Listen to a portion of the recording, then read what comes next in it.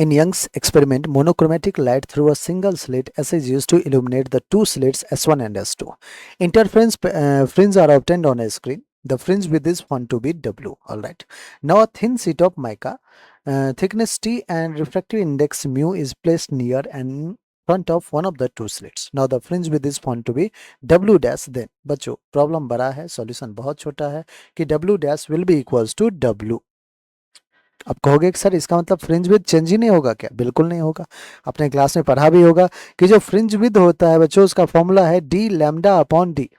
आपने माइका को अगर डाला भी है, ठीक है, सो कॉल कुछ भी थिकनेस हो, रिफ्रैक्टिव इंडेक्स हो, क्या उससे डी चेंज होगा क्या? नहीं होगा सर।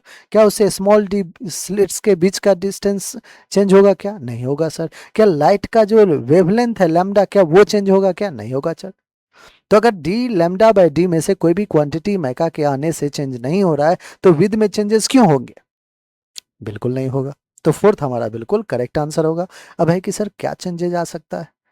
अगर हम म्यू रिफ्रैक्टिव इंडेक्स और टी थिकनेस का मिका अगर लगा रहे हैं किसी एक स्लिट के ऊपर तो चेंज कुछ होगा या नहीं होगा? बिल्कुल होगा बच्चों। फ्रिंज का जो पैटर्न है ना, जो डिस्टेंस आप मेजर करते हो फ्रॉम सेंट्रल मैक्सिमम, वो चेंज हो जाएगा। तो अब जो पैटर्न में चेंजेज होगा, लेकिन फिर से दो ब्राइट के डार्क ब्राइट इनके बीच का जो विद होगा वो चेंज नहीं होने वाला है बच्चों। ब्राइट फ्रिंज का या फिर डार्क फ्रिंज का, इस सब का जो विद होगा वो तो एज इट इज रहेगा। बस वहां से क्या होगा ना, एक पैटर्न चेंज हो जाएगा, थोड़े से डिस्प्लेसमेंट आ जाएंगे।